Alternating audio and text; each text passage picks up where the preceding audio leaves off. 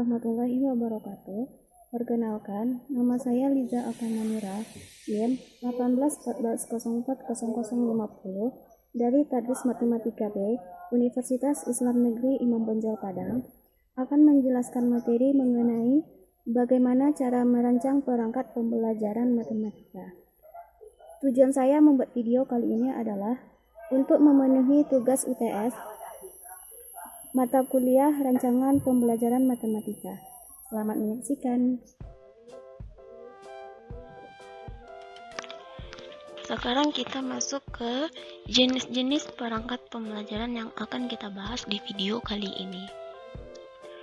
Yang pertama itu ada kalender akademik.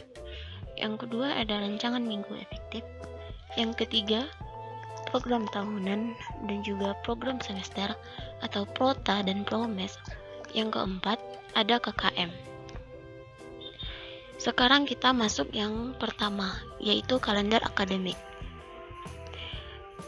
Nah, untuk pengertian kalender akademik sendiri yaitu pengaturan waktu untuk kegiatan pembelajaran peserta didik selama 1 tahun ajaran yang mencakup permulaan tahun pelajaran, minggu efektif belajar, waktu pembelajaran efektif, dan hari libur.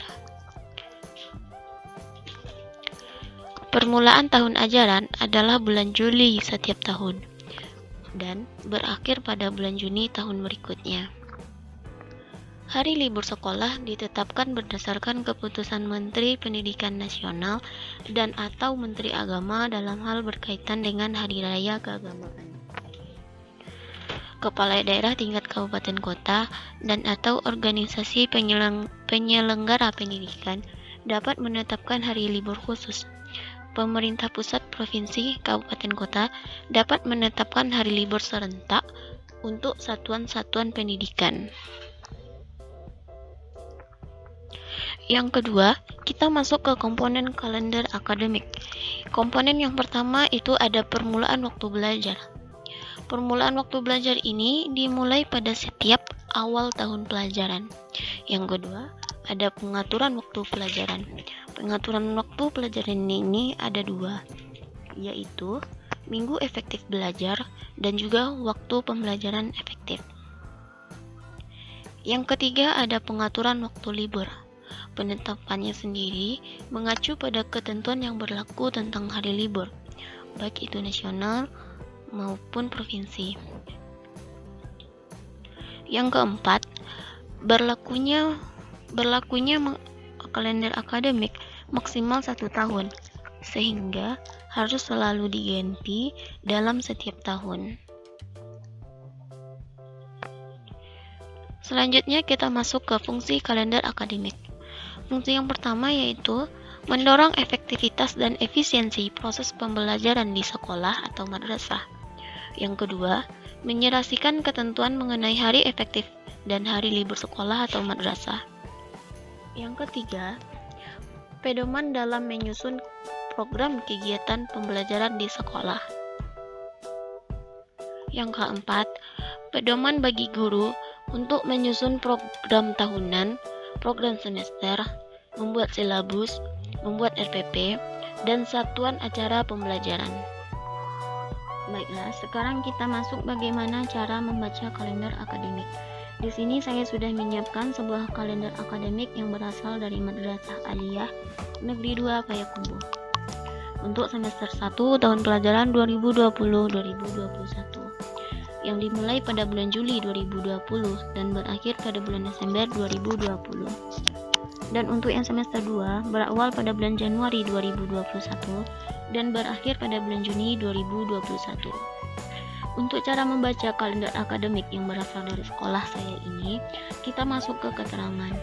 Pada keterangan, tanggal 13 Juli merupakan hari pertama masuk sekolah, dan 13 sampai 18 Juli merupakan acara matsama untuk peserta didik baru. Kebetulan, 13 sampai 18 Juli merupakan hari penting yang lebih dari 3 hari. Berarti kita lihat pada tanggal 20 sampai 25 Juli acara workshop dan pembuatan perangkat pembelajaran online masa darurat COVID-19. Sekarang kita masuk pada kalender akademik yang disebarkan oleh Kementerian Keagamaan Republik Indonesia. Nah, pada kalender akademik yang telah disebarkan ke Kementerian Keagamaan ini sudah diberi warna-warna yang berbeda. Tujuan pembuatan warna di sini adalah untuk menandai kegiatan yang berbeda pula pada setiap warna yang berbeda. Cara membacanya cukup mudah, yaitu cukup disamakan antara warna yang menandai tanggal dengan warna yang terdapat pada keterangan. Seperti pada bulan Desember ini tanggal 3 sampai tanggal 12 ditandai dengan warna coklat susu.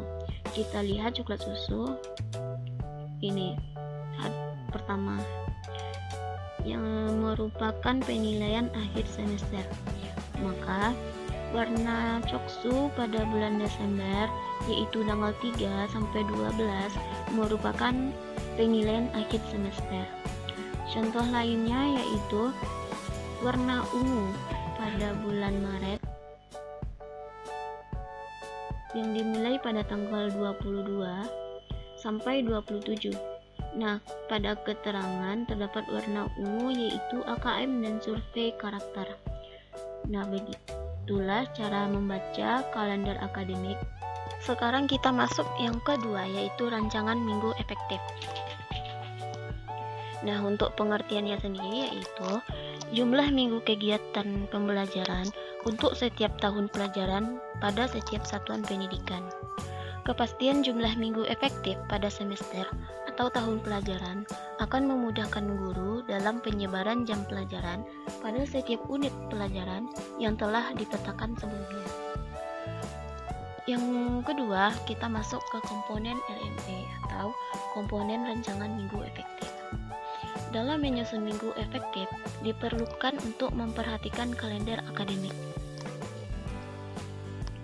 Kalender pendidikan disusun oleh sekolah sesuai dengan kebutuhan daerah, karakteristik sekolah, kebutuhan peserta didik, dan masyarakat dengan mengacu pada ketentuan yang telah ditetapkan dalam standar isi. Kita masuk ke faktor yang perlu diperhatikan dalam RME. Yang pertama, penentuan jumlah minggu pada setiap bulan dalam semester atau tahun pelajaran dengan melihat kalender umum. Yang kedua, penentuan jumlah minggu yang tidak efektif pada setiap bulan dalam semester atau tahun pelajaran dengan melihat kalender pendidikan. Yang ketiga, penentuan jumlah minggu yang efektif pada setiap bulan dalam semester atau tahun pelajaran dengan melihat kalender pendidikan. Yang keempat, penyebaran jumlah jam pelajaran pada setiap unit pelajaran yang telah ditetapkan sebelumnya. Yang kelima, pengalokasian jam pelajaran untuk ulangan harian kalau ada, ulangan tengah semester, dan ulangan akhir semester. Yang keenam, pembagian jumlah waktu atau jam pelajaran efektif dalam satu tahun atau satu semester ke semua unit secara proporsional dan semua jenis ulangan. Baiklah, sekarang kita masuk bagaimana cara menghitung minggu dan jam efektif. Kita mulai pada bulan Juli pada semester 1. Dimulai tanggal 1 sampai 4 merupakan 4 hari dan kekurangannya 3 hari kita ambil dari bulan Desember, kita hitung sebagai 1 minggu, dan tanggal 5 sampai 11 1 minggu, 12 sampai 18 terhitung 1 minggu, 19 sampai 25 terhitung 1 minggu, 26 sampai 31 dan kekurangannya 1 hari kita ambil pada bulan Agustus terhitung 1 minggu. Berarti jumlah minggu pada bulan Juli 2020 ada 5. Bulan selanjutnya yaitu bulan Agustus. Karena tanggal 1 ini sudah diambil oleh bulan Juli, berarti kita menghitungnya mulai dari tanggal 2 sampai 8 1 minggu, 9 sampai 15 1 minggu, 16 sampai 22 terhitung 1 minggu, 23 sampai 29 terhitung 1 minggu. Dan kelebihannya kita beri ke bulan September. Jadi jumlah minggu pada bulan Agustus 2020 ada 4. Selanjutnya bulan September. Bulan September dimulai tanggal 1 sampai tanggal 5 dan kekurangannya 2 hari. Kita ambil dari bulan Agustus tadi, berarti terhitung 1 minggu. Dan tanggal 6 sampai 12 terhitung 1 minggu, 13 sampai 19 terhitung 1 minggu, 20 sampai 26 1 minggu, dan 27 sampai 30 merupakan 4 hari, dan kekurangannya 3 hari. Kita ambil dari bulan Oktober, berarti terhitung 1 minggu. Jadi jumlah minggu pada bulan September yaitu ada 5. Kita masuk ke bulan Oktober. Tanggal 1 sampai tanggal 3 sudah diambil oleh bulan September, berarti kita mulai menghitungnya dari tanggal 4 sampai 10 terhitung 1 minggu, 11 sampai 17 terhitung 1 minggu, 18 sampai 24 terhitung 1 minggu, 25 sampai 31 terhitung 1 minggu. Jadi jumlah minggu pada bulan Oktober yaitu ada 4. Selanjutnya bulan November. Bulan November tadi tanggal 1 sampai 7 terhitung 1 minggu, 8 sampai 14 1 minggu, 15 sampai 21 1 minggu, 22 sampai 28 1 minggu, dan tanggal 29 sampai 30 merupakan 2 hari. Jadi kita beri nanti ke bulan Desember. Jadi jumlah pekan dalam bulan November yaitu ada 4. Masuk kita ke bulan Desember. Pada bulan Desember itu dimulai pada tanggal 1 dan sampai tanggal 5, berarti ada 5 hari. Kekurangannya 2 hari, kita ambil dari bulan November tadi, berarti kita hitung 1 minggu. Dan tanggal 6 sampai 12 1 minggu, 13 sampai 19 1 minggu, 20 sampai 26 1 minggu, dan 27 sampai 31 merupakan 5 hari, dan kekurangannya 2 hari. Kita ambil dari bulan Januari, berarti terhitung 1 minggu. Jadi jumlah minggu pada bulan Desember adalah 5. Lalu kita masukkan ke tabel seperti ini, kita salin 5 4 5 4 4 5, masukkan ke tabel jumlah pekannya. Lalu kita hitung minggu tidak efektif. Kita lihat di keterangan,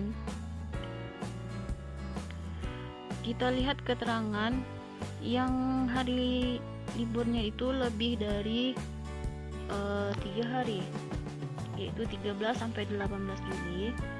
13 sampai 18 Juli berarti terhitung 1 minggu tidak efektif. 20 sampai 25 Juli merupakan acara workshop. 20 sampai 25 merupakan acara workshop. Sedangkan dari 2 minggu pertama pada bulan Juli merupakan hari libur semester. Dan minggu ketiga merupakan acara matsama, minggu keempat merupakan acara workshop. Jadi jumlah minggu tidak efektif pada bulan Juli yaitu 1, 2, 3, 4. Pada bulan Agustus kita lihat di keterangan, 15 Agustus batas akhir penyerahan perangkat pembelajaran, 31 Agustus rapat dinas evaluasi. Agustus tanggal 15 dan tanggal 20. Karena hari liburnya itu kurang dari 3 hari, maka minggu tersebut terhitung efektif. Jadi pada bulan Agustus ini semua pekannya itu adalah efektif. dan jumlah minggu tidak efektifnya adalah 0. Begitu juga untuk bulan Oktober, November, dan Desember.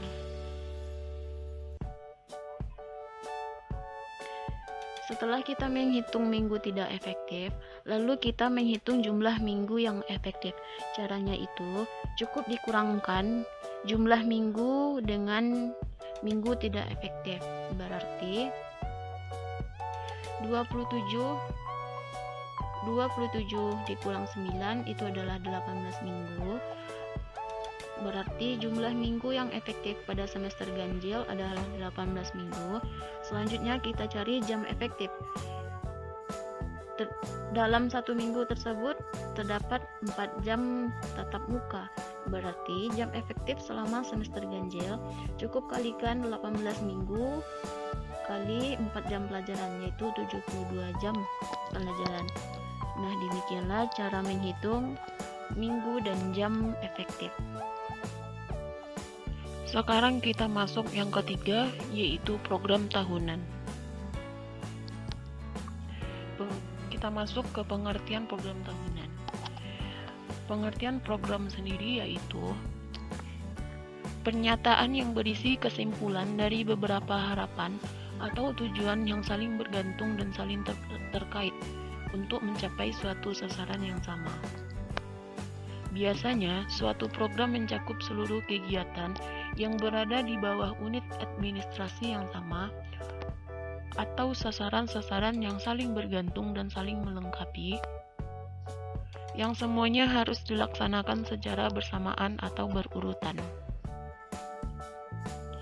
Menurut Wina Sanjaya, program tahunan adalah rencana penetapan alokasi waktu untuk satu tahun ajaran untuk mencapai tujuan, yaitu standar kompetensi dan kompetensi dasar yang telah ditetapkan. Komponen prota. Yang pertama yaitu ada identitas, meliputi mata pelajaran, kelas, dan tahun pelajaran. Yang kedua, format isian yang meliputi semester, standar kompetensi, kompetensi dasar, materi pokok, dan juga alokasi waktu. Apa aja yang diperlukan dalam prota? Yang pertama itu ada kurikulum, kondisi sekolah, kemampuan dan perkembangan siswa, dan juga keadaan guru. Baiklah, sekarang kita masuk bagaimana cara merancang program tahunan. Dalam merancang program tahunan, kita buat terlebih dahulu identitasnya. Identitasnya meliputi mata pelajaran, satuan pendidikan, kelas atau semester, dan juga tahun pelajaran. Yang kedua, kita buat isinya. Isinya terdapat kompetensi inti, semester keberapa, materi, kompetensi dasar, dan juga alokasi waktu. Kompetensi inti ini terdapat KI 1, KI 2, KI 3, dan juga KI 4. Nah, dalam kompetensi inti ini dapat kita lihat dalam kurikulum. Selanjutnya baru kita buat semester dalam sebuah tabel, semester keberapa, lalu materi. Kebetulan materi pada semester 1 ini yaitu induksi matematika, program linear 2 variabel, matriks, dan barisan deret. Selanjutnya baru kita buat kompetensi dasar berdasarkan materi pada semester tersebut. Selanjutnya alokasi waktu. Untuk alokasi waktu induksi matematika 12 jam pelajaran, program linear 2 variabel 12 jam pelajaran, matriks 20 jam pelajaran, barisan dan deret 12 jam pelajaran, dan juga untuk ulangan harian dan pengayaan 16 jam pelajaran.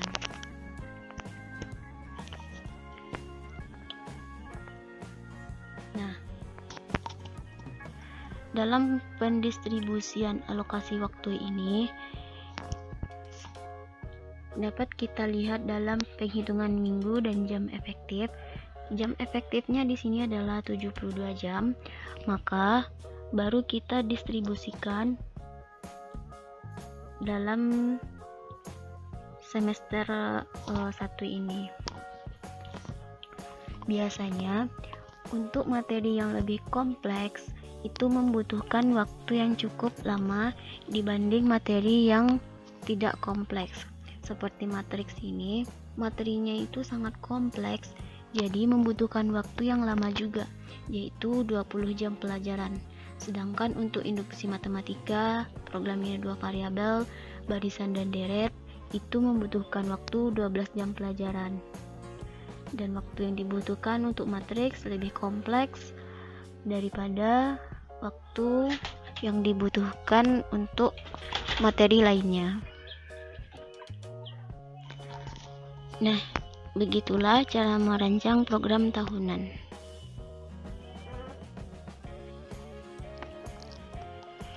Yang keempat, program semester. Program semester adalah program yang berisikan garis-garis besar mengenai hal-hal yang hendak dicapai dalam semester tersebut. Program semester merupakan penjabaran dari program tahunan. Isi dari program semester adalah tentang bulan, pokok bahasan yang hendak disampaikan, waktu yang direncanakan, dan juga keterangan-keterangan. Komponen promes itu ada pertama, identitas. Identitas meliputi satuan pendidikan, mata pelajaran, kelas, semester. Yang kedua, kompetensi inti. Yang ketiga, kompetensi dasar. Yang keempat, materi pokok. Yang kelima, kegiatan pembelajaran. Keenam, indikator. Ketujuh, penilaian yang meliputi teknik, bentuk, contoh. Yang kedelapan, alokasi waktu. Yang kesembilan, sumber belajar dan karakter. Beberapa hal yang perlu diperhatikan. Yang pertama, kurikulum. Yang kedua, kondisi sekolah. Yang ketiga, kemampuan dan perkembangan siswa. Yang keempat, keadaan guru. Baiklah, kita masuk materi berikutnya, yaitu bagaimana cara merancang program semester. Terlebih dahulu kita buat identitasnya, meliputi satuan pendidikan, mata pelajaran, kelas 1 semester, dan juga tahun pelajaran. Selanjutnya, komponen-komponen lainnya yang telah kita pelajari sebelumnya, kita buat dalam sebuah tabel. Kita lihat di kalender akademik, minggu pertama bulan Juli dan minggu kedua bulan Juli merupakan libur semester.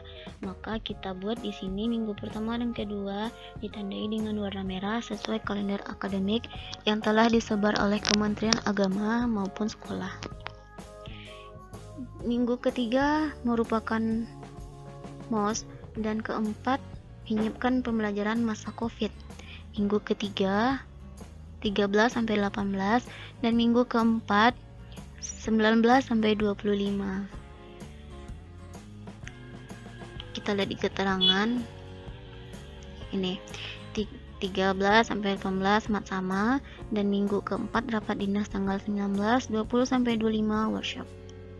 Lalu baru kegiatan pembelajaran dimulai pada bulan Juli minggu kelima dengan materi induksi matematika. Induksi matematika ini kebetulan materinya terdapat 12 jam pelajaran. Berarti kita distribusikan ke minggu-minggunya, yaitu minggu kelima bulan Juli ada 4 jam pelajaran, Agustus minggu pertama 4 jam pelajaran, Agustus minggu kedua 4 jam pelajaran. Jadi totalnya adalah 12 jam pelajaran. Nah, hari libur 17 Agustus dan 1 Muharram pada minggu ketiga bulan Agustus, maka ditandai dengan warna merah. Lanjutan KD 31. Lanjutan KD-nya yaitu berwarna hijau. Karena kegiatan proses pembelajaran di sini ditandai dengan warna hijau. Selanjutnya UH dan remedial dan pengayaan. UH 2 jam pelajaran, remedial dan pengayaan 2 jam pelajaran. Berarti totalnya adalah 4 jam pelajaran.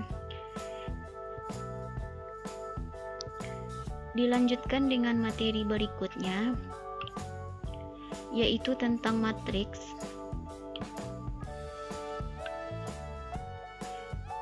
Maksud saya tentang program linear 2 variabel.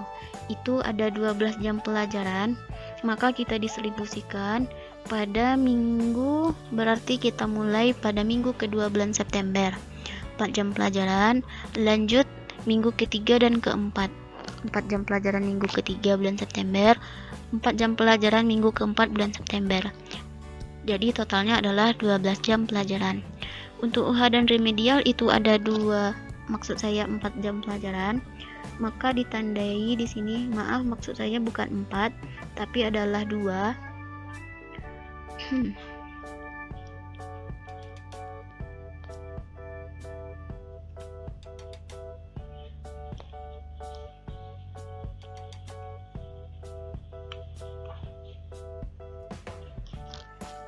2 jam pelajaran untuk remedial, maksud saya UH, dan 2 jam pelajaran untuk remedial dan pengayaan. Jadi totalnya adalah 4 jam pelajaran. Dilanjutkan dengan materi berikutnya, matriks. Karena matriks ini materinya lebih kompleks, maka di sini dibatasi dengan UH dan remedial dan pengayaan. KD pertama tentang matriks itu dimulai pada bulan Oktober, minggu pertama dan kedua. Terdapat 8 jam pelajaran, berarti kita distribusikan 4 jam pelajaran minggu pertama bulan Oktober, 4 jam pelajaran minggu kedua bulan Oktober. Lalu dilanjutkan dengan UH 2 jam pelajaran, remedial dan pengayaan 2 jam pelajaran. Totalnya adalah 4 jam pelajaran. Dilanjutkan dengan materi matriks berikutnya, yaitu tentang determinan dan inverse. Itu terdapat pada minggu keempat bulan Oktober dan November minggu pertama. Masing-masing minggu adalah 4 jam pelajaran, jadi totalnya adalah 8 jam pelajaran. Selanjutnya UH 2 jam pelajaran dan remedial 2 jam pelajaran. Dilanjutkan dengan materi berikutnya. Pada minggu ketiga bulan November 4 jam pelajaran, minggu keempat bulan November 4 jam pelajaran. Diikuti dengan ujian akhir semester minggu pertama 2 dan 3, dan libur semester minggu 4 dan 5. Nah, itulah cara membuat program semester. Untuk membuat program semester ini, kita mengacu pada program tahunan. Jadi, dapat dikatakan bahwasanya program semester merupakan penjabaran dari program tahunan. Dan untuk pewarnaannya sendiri, dapat kita sesuaikan dengan kalender akademik. Kita masuk materi berikutnya, yaitu tentang KKM. Pengertian KKM sendiri menurut Suhartsini Arikunto adalah salah satu prinsip penilaian pada kurikulum berbasis kompetensi, yakni menggunakan kriteria tertentu dalam menentukan kelulusan peserta didik. Kriteria yang digunakan adalah nilai yang paling rendah untuk menyatakan peserta didik mencapai ketuntasan. Menurut Permendiknas nomor 20 tahun 2007, menyatakan bahwa salah satu prinsip penilaian pada kurikulum berbasis kompetensi adalah menggunakan acuan kriteria tertentu dalam menentukan kelulusan peserta didik. Kriteria paling rendah untuk menyatakan ketuntasan peserta didik tersebut dinamakan kriteria ketuntasan minimal. Jadi, dapat disimpulkan bahwa pengertian kriteria ketuntasan minimal adalah salah satu prinsip penilaian pada kurikulum berbasis kompetensi, yakni menggunakan kriteria tertentu dalam menentukan kelulusan peserta didik. Kriteria yang digunakan adalah nilai yang paling rendah untuk menyatakan peserta didik mencapai ketuntasan. Sekarang kita masuk komponen KKM. Komponen yang pertama yaitu kompleksitas. Kompleksitas merupakan tingkat kesulitan materi pada tiap indikator, kompetensi dasar maupun standar kompetensi. Semakin tinggi tingkat kompleksitas, maka semakin kecil skor yang dipakai. Rentang nilai yang digunakan misalnya kompleksitas tinggi, rentang nilai yang digunakan 50 sampai 64, kompleksitas sedang 64 sampai 80, kompleksitas rendah 81 sampai 100. Kompleksitas akan bernilai tinggi apabila dalam mencapai kompetensi diperlukan hal berikut. Guru memahami kompetensi yang harus dicapai peserta didik, guru kreatif dan inovatif dalam pembelajaran, waktu yang dibutuhkan cukup lama karena perlu pengulangan, dan penalaran dan kecermatan siswa yang tinggi. Yang kedua, daya dukung. Faktor ini lebih ditujukan pada ketersediaan sarana dan prasarana yang dimiliki oleh sekolah dan dalam menunjang kegiatan belajar mengajar. Sekolah yang memiliki daya dukung tinggi, maka skor yang digunakan juga tinggi. Pada aspek daya dukung, rentang nilai yang digunakan sangat fleksibel, sesuai dengan kondisi sekolah. Salah satu contohnya adalah jika daya dukung tinggi, maka rentang nilai yang digunakan juga tinggi, misal 81 sampai 100. Daya dukung sedang 65 sampai 80, daya dukung rendah 50 sampai 64.